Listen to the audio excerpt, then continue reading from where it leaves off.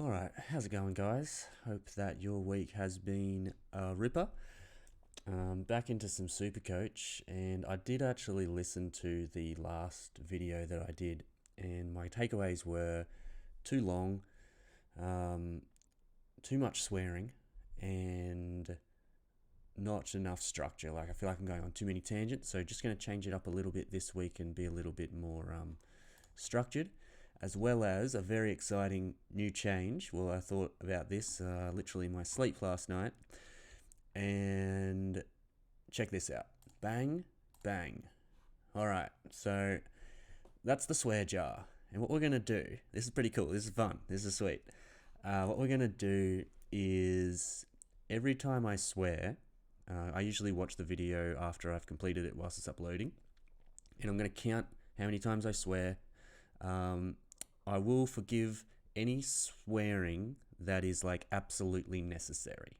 So there are some occasions when you're trying to describe exactly the emotion or whatever is in your mind, and in that circumstance,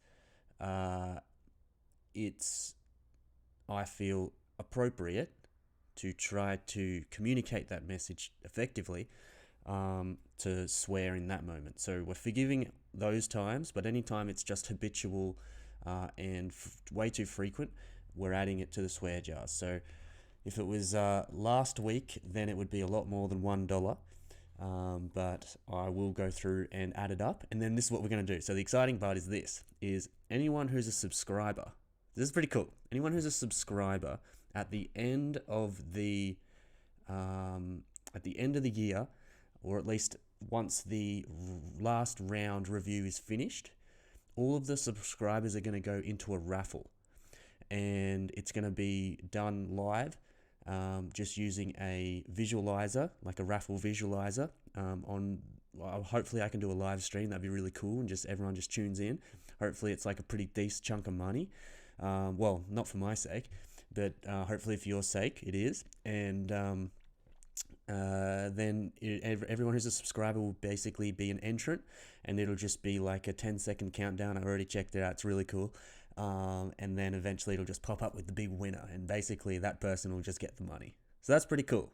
You know, that's a pretty sweet sort of thing. So anyone that's one of the real ones and has put in a sub, you guys will obviously hopefully benefit in the end from being so loyal. And to that point, I also wanted to say, anytime I ever say anything that's sort of a thought or something pops into your mind, whether it be spontaneous or something you've thought about leading into the video, definitely feel free to jot it down in the comments, because I do read them.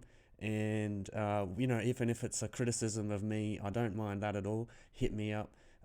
If it's something about your team, something about my team, something you noticed, a captaincy preference, whatever it might be, if something just pops up kind of out of the blue, I really like that type of stuff, then please just pop it in the comments. And I feel like getting a bit of flow from that type of avenue could be really exciting for kind of all parties involved. Anyway, this week, whilst it says 1886 top 8%, a rise of 2,611 ranks, you might think, oh, that's a pretty good week, that. It was an absolute fucking shocker, actually. It was a stinker. Very disappointing, if I'm being honest. This week, obviously, I have Parrish, I have Walsh, I have Darcy disappointed ultimately. Brody didn't do as well as he usually has been. Not complaining too much there. I know I've had it pretty good. Anyway, we'll get into the team and have a look at where things currently sit. And, that's right, talking about structure, I do a little bit of an around the ground. So what I'm thinking is, originally just going to go into the round review, like a little bit of a snapshot. I haven't looked at the teams yet. They're coming up, boys. And then an around the grounds. So we're talking, what did JD score? What did Supercoach George score? What did Eno score? DR, Spiller, or whoever else I've had a look at. So in terms of the around the grounds, I dominated basically everybody. I think the only person that beat me was Supercoach DR. Spiller has now gone from being top 1% for first time. Congrats to him. That must have been a great feeling. On cloud 9, he's now, back into the 2%, unfortunately for him. I think he had 1,700 and something. I could be wrong about that, actually, but not a good score. He wasn't happy with it. JD didn't have a great score. Actually, maybe... Shit, I'm sorry, fellas. I probably might be not completely accurate with these numbers, but JD rose in the ranks, so he must have gone in the 1800s. Eno, I believe, rose in the ranks, but nothing substantial, something similar to me.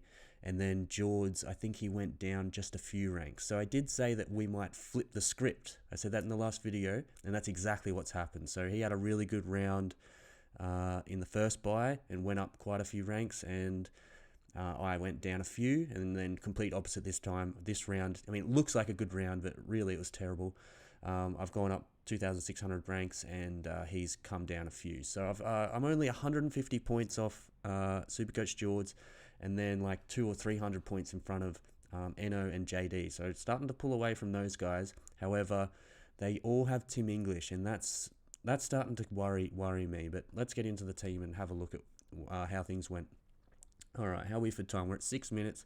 Going to try and trim that down, boys. So I don't want to rush, but I want to be a little bit more efficient. Not go on so many crazy tangents like I always do. Anyway, so this was the team that we went in with. And I took a gamble on the Lachie Neale captaincy. I tell you what, boys, I couldn't even watch. Like, after Sam Walsh went 75 VC, 51 from Parrish, and then I think I had already seen at this point Darcy getting a 91, Brody getting the 82. Butters and Short they just did what you would have expected, so it wasn't too bad from them. But I seriously couldn't even watch.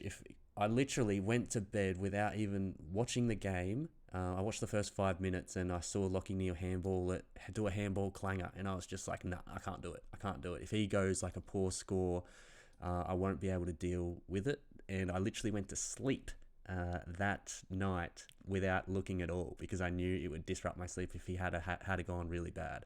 I was like, look, I don't want to ruin my sleep. I'm going to get up in the morning and have a look. And then I get up in the morning, and I often check the statistics before checking the Supercoach score, because I feel like it's a less brutal awakening at times. So I checked Lachie Neale's statistics, and he went 37 disposals, and I thought, oh, this could be a good one. And not complaining with the 123 at all, but when you see those sort of numbers, you hope for a 150. And then watching the this is worth talking about. I think the Melbourne versus Collingwood game on the Queen's birthday Monday.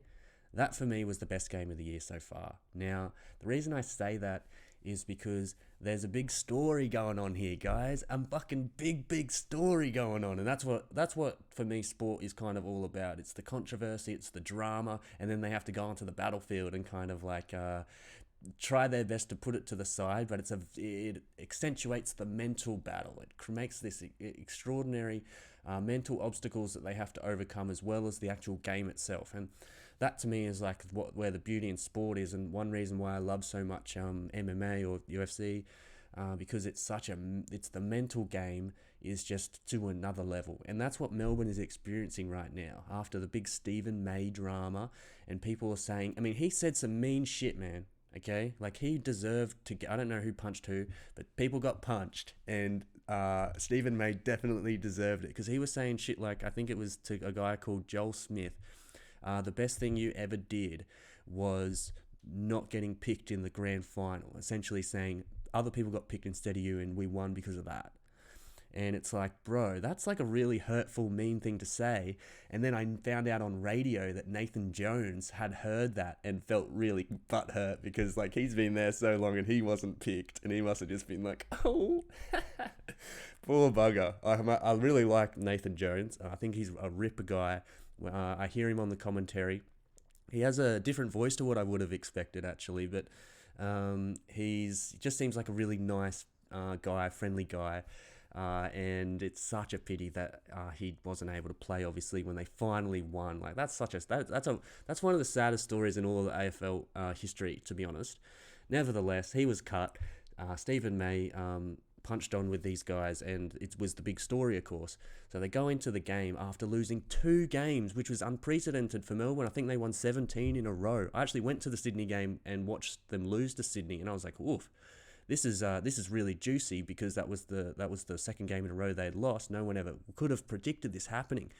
But the fact that it's happening whilst there's turmoil off field, that's like the crazy part. And that's what intrigues me and brings so much interest to me. So it's the big MND day. They have the ice bath thing, and like all the big celebrities, or I wouldn't call them big, maybe Ash Barty was the biggest celebrity, go down the slide, and it's a big spectacle.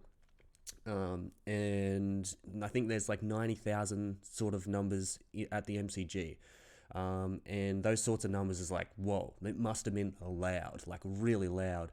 I think that the crowds have actually been getting louder than they ever have, which is like after COVID, people just come out and been like, yo, we got to get crazy because we never know if this is going to get taken away from us again. But anyway, big spectacle. And then Melbourne come out, and Clayton Oliver is just having an absolute ripper. And that, seriously, similar to hardly being able to watch Lachie Neale play, literally didn't. Watching Clayton Oliver go, I think he went 100 in the first half. I was just like, look, this game's so good that it's making up for it, but I was still like, I can't fucking believe this is happening. And then he only scored like, I guess 40, I think he scored like 45 points in the second half. And I was just like, and he had a shit second half, to be honest, like deserved it. That's one thing that's good about Supercoach. When someone actually plays shit, it does reflect in their score. And when someone plays like really well, not that it always reflects in the score, but they do seem to take into consideration like the overall the overall points on the scoreboard. Like if you're scoring in the moment where your team goes from like a losing position into a winning position, if you do really well, like hitting targets, that is, in those moments, Supercoach, you get really well rewarded in Supercoach. And I like that. I think that I much prefer the Supercoach scoring, not that I'm super familiar with fantasy, but I think I much prefer it over the fantasy scoring, which is more, I guess, numbers-based. It's not centered so much around the actual context of the game. So, I mean, that champion data, though, come on. Oh, I've done it, boys. That's $1. That's $1. Oh, anyway, sons, a sub's getting $1 because of that. I'll count them up at the end. But anyway, what was I saying? Champion data, like, come on. That champion data is a bit of a joke at times. You got to say, like, what, when you call it an effective kick or not, or like a tackle even sometimes, like he's probably like put a finger on him and, oh, that'll do. I just feel like there's some guy who's doing the champion data, and there's all of these kind of subjective calls. There just is through the nature of the game itself. And I just feel like that guy's got a team, and he's like, oh, maybe, and it's just like, I feel like that does happen. Maybe it doesn't, but I feel like it probably does to some extent. I'm sure some of the fucking there's another one. Sure, some of the statisticians, I'm sure some of the statisticians, I'm not going to try that. I'll swear again. But I'm sure some of them don't have teams, and in which case, obviously, aren't biased either way. But I reckon a few of them play. Like, Supercoach is so fun. I'm sure at least one guy plays, and when he does the stats, it's probably slightly skewed. Because it needs to be slightly skewed one way or another, whether you have a preference or not, just based on your own opinion. Probably slightly skewed in favour of his team. Anyway, Parrish went crap, and then Walsh went craps. So really worried about Neale. Then Oliver plays, and he ends up doing pretty crap in the second half. So wasn't hating on that. Still the best, I think, score that I got for the round. Oh, no, not when you've got Cornelio down here. So turns out that if you got rid of Cornelio, particularly at that time when he dropped the 37, you have been burnt. You've really been burnt. And Supercoach DR got rid of Cornelio, I'm pretty sure, and he still got the best score of all of those names that I mentioned. So that shows what sort of position his team's in at the moment, or perhaps that he was really well prepared for the buys. Anyway, what a game it was. Melbourne capitulated in the end. And then, the best part about it was it's this, obviously the massive story and all that. But at the end of the game, when Collingwood started to take it away and really put a dominant stance on the game, like they just scored I think it was like they scored 9 of the last 10 goals or 8 of the last 9 or something like that. And they ended up going into second place by a really, really tiny margin due to percentage.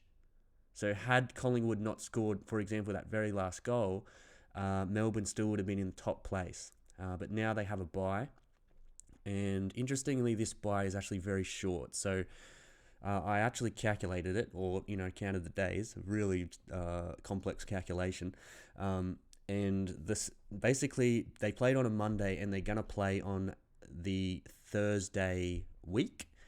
So that's literally the equivalent of playing on a Thursday and then playing on a Sunday, which sounds like it's not correct, but it is actually correct. Yeah. So anyway, as in playing Thursday, in let's say round 13, and then playing on the Sunday in round 14. So that's like kind of normal. Is the same as playing on Monday in. That can't be right, eh? But anyway, I thought I counted it right, and it somehow made sense, and I was like, that can't be right, but it was. Anyway, it's like 9 days off, which is not really a week off. It's basically playing on a Thursday and then playing on a Sunday. So we'll see how that goes. The big news this week in terms of the overall landscape of the team and the trades moving forward might just show the calamitous situation we're in right now. Parrish is out, so that sucks. Literally, this is what I was going to do. I was going to go Petrarca, because this is the fantastic position I thought I was in. I was going to go Petrarca, Roses, and McDonald. Was that right? No, I wasn't getting rid of McDonald, but I was going Roses and Petrarca. No, just the two of them. So I was going to go Roses to Judson Clark just to get points on field, because Roses would have been coming out. And then I was going to go Petrarca to Laird and captain Laird this week, because I think Laird against Gold Coast is a pretty good option. Pretty safe option, I would say. And Laird's obviously crushing it. If you could trade Petrarca for Laird, you're laughing. Anyway, it didn't happen, so I've got to get rid of Gawn now, and this is my plan. So I haven't looked at the trades yet, and it's 6:46 on my clock, and the game, I think, starts at 7:20. So I haven't got long here, boys. I'm going to have to figure it out, and I need to get into the teams, don't I? But anyway, at the moment, I'm looking at going Gawn to Wits at the very least, and that will give me 18 on field. So this is all I really want to do. And obviously Darcy Parish coming out absolutely fucks me. Oh, there's another dollar. But I'm not too cut up about it. The reason I say that is because I probably, and this might sound really strange, but I probably prefer him not to play at all than to drop another 51 or something like that, because he's underdone. If he drops another 51, his price comes way down. See, now, this is something people don't think about. Sorry, I'm going on a tangent again, but it's kind of important to Supercoach itself. When someone has a biggish score and then gets a really bad score, it's really not that bad for their cash gen. Because if he just goes and gets like another biggish score after this, it's almost like, well, that's just like having 290s, And that's really not... I mean, no, 295s, like whatever, that's not too bad. It's hardly Christian Petrarca going 53.70, like 260s. I mean, that's a joke. That's pathetic. And that's how you end up with Christian Petrarca that's cheaper than a Zach Butters. Yeah, literally. I mean, look at that. That's a Zach Butters price next week if he gets a 101 against Brisbane, which is probably unlikely. So... Petrarca's ended up being an absolutely horrifically terrible trade. But anyway, let's have a look at the teams and see what sort of... I mean, it's hard not to swear. What sort of shit show we're having a look at. So I've heard good things about D'Ambrossi. I'm not sure if that's how you call it. If that's what you call him. But I think he got like a heap of disposals. He's a new guy that's come in. So if someone needs a player like him, he could actually be a really good option on field. I mean, obviously this week he's on field. Let's just have a look what position he is, because that guy actually does kind of matter. And you have to put the hyphen in, lads. That is something to keep in mind. So he's a defender. 102 though, so that's pretty nice, but whatever. Is Jacob Ware playing? Yes, I told you. The coach loves Jacob Ware, boys. He loves him. Not sure. Nick Haynes is back and Jacob Ware's kept his place. That's really, really good news. I don't think there's anything relevant here other than that. So good, I got Jacob Ware. Now the person I'm really worried about is Sam Hayes. We've got 30 minutes, boys. This is getting hectic, getting tight. We knew Mitch Owens was going to get dropped. Who cares? Darcy Parish, we knew he was out. And I don't think St Kilda really matter. Interesting to see Hunter Clark coming back into the team. What does that mean for Sinclair? We're going to find out. Sam Hayes is not in, but Bryn Teakle is, so that means I'm going to have some extra money. Wow, I can't believe they named Teakle and just got rid of Hayes. Oh well, that just means I get to do that trade 1 week early. I was going to do that next week, so that means we can immediately do this, and we get a guy on field. So we get money and a guy on field. This could possibly save our week. Thank you, Teakle. Thank you, mate. This is really great. He's also ruck forward, which really helps. We get the ruck forward status, boys. Okay. Now, what do we got here? Lance Franklin back. Awesome, just purely for entertainment value. Okay. Anything else? Don't have a West Coast player. I don't think I have a Geelong player other than Tom Stewart, who's not an in. So, of course he's not an in because there was a bye last week. So that really scared me. Okay, and then Elijah Holland. So he's definitely a rookie target to have a look at, I think. Jack Bowes is back. Oh, you got to pick him up if you don't have him. Just kidding. Okay, so let's have a look. He might not play, though. Probably not going to play if we have a look at this bench. Alex Davies. Swallow will play. Roses will play. Elijah Hollands probably won't play because Roses is. And we have to wait and see. Maybe Jack Bowes comes back. I think it's the first time he's been back in the team, and he's definitely their best 22. So, expecting Roses to play. I'll find that out tomorrow anyway. Possibly I just stick with the way things are right now. Unless I can upgrade somewhere to give me a massive advantage. But I don't think that is going to happen. So, I believe I have 18 as it stands. Very worried about Teakle. I mean, what's he going to score? Well, I don't really have a choice. I've only got 18 this week. So this is my 1, 2, 3, 4, 5. And then Stewart comes in for Crisp. And yeah. So it's only 18. This is the week. It always happens sort of thing every year. And it's like, what's Joel Jeffrey? He's in the team, isn't he? Yeah. I don't know why they're not got the green dots. That's kind of annoying. Yeah, Witz doesn't have one either. But every week, just make sure Took Miller's all G. He's not an out, so he must be. Every year, there's like a week. Oh, Greg Clark. No way. No.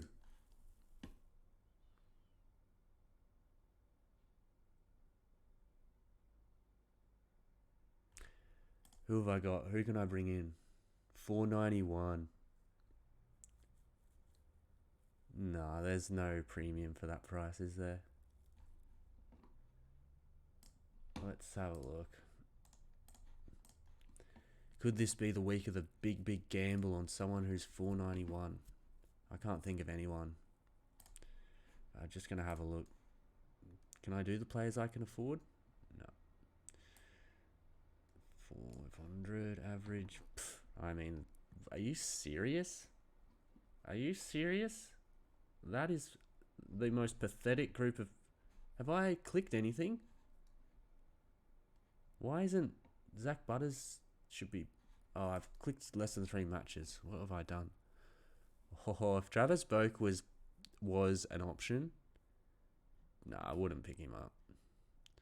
Isaac Heaney. Nah.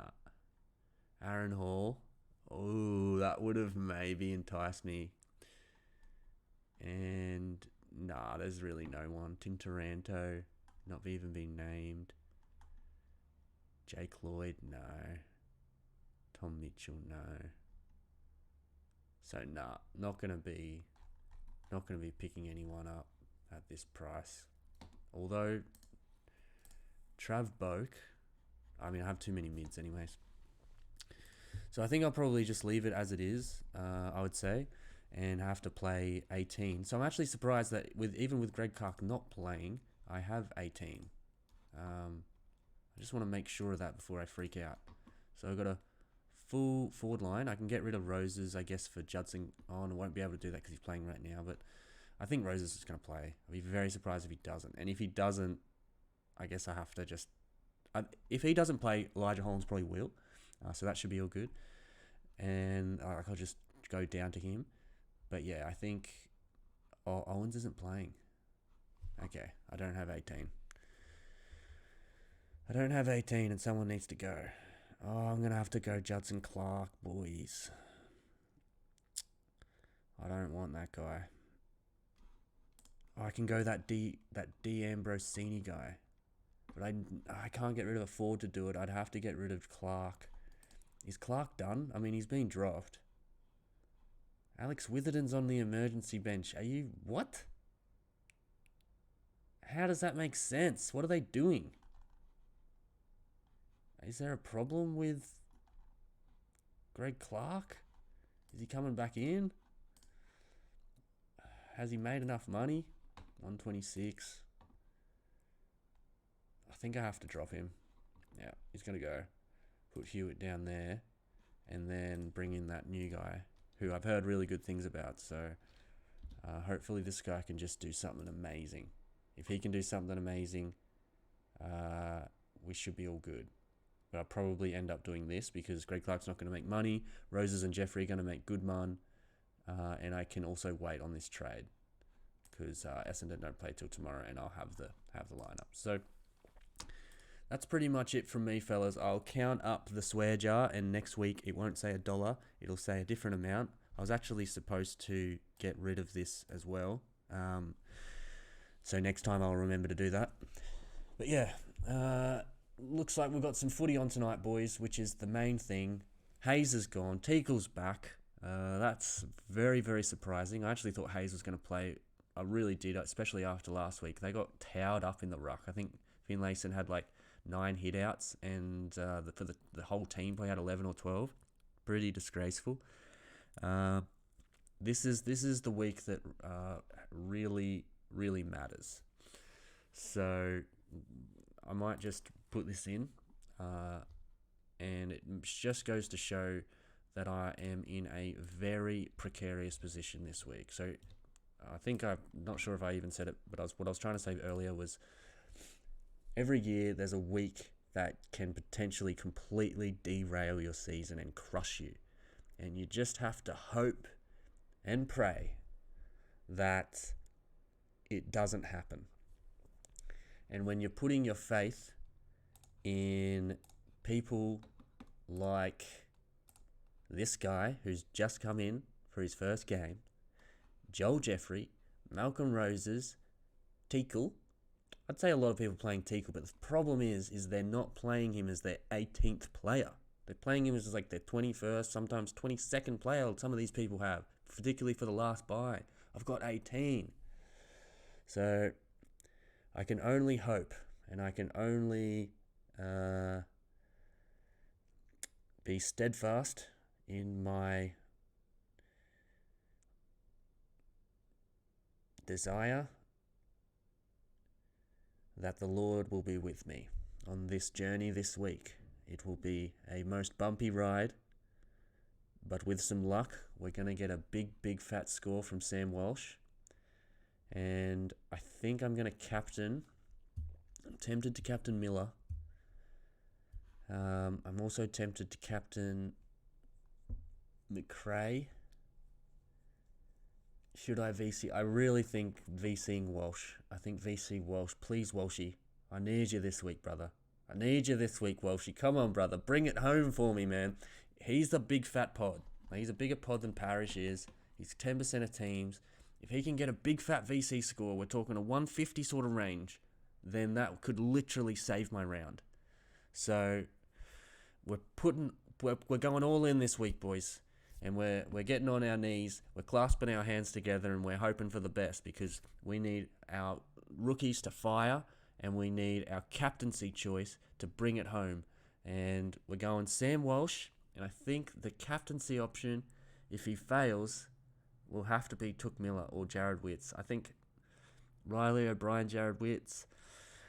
Look, Jared Witts has been that good this year, and it's the first time he's going to play in my team that... I mean, if he goes less than 100, that will be extraordinarily bad luck. So it's going to go on Jared Witts. Welcome to the team, bud. I mean, I'm a Gold Coast supporter at heart, boys. You know? Come on, Roses. Come on, Jeffrey. Come on, Witsy. Come on, Miller. Bring it home for the boys. That's going to be the last game of the round, and you're going to smoke them. Laird's going to be shit. Dawson's going to get towed up. Joel Jeffrey's going to take a specky on him. It's going to happen, boys. Roses is going to get the crumb every time it falls out his hands, and he's going to pop it through. Witsy's going to towel up Riley O'Brien and go, mate, you were relevant 2 seasons ago. That's it. You're not relevant anymore. I'm the new big guy on the block. And then Touk Miller's going to go, hey, Laird, guess what? You might be tough around the contest, but what? You're going to chase me around and keep up with me? Don't even dream of it, bud. So hoping that that's the big fat game that is the swing match for me, because I guess that's where I have the most people against the most people. And yeah, I certainly wish you guys the best. I'll count up the swear words, pop it in the swear jar, and obviously, like I said, all the subs are going to go into a raffle, and we're going to do that raffle live, and the winner's going to get the money. So toast to you guys, wish you the best this week, and we'll re-adjourn next week at the same time as always. All the best, much love, see you later.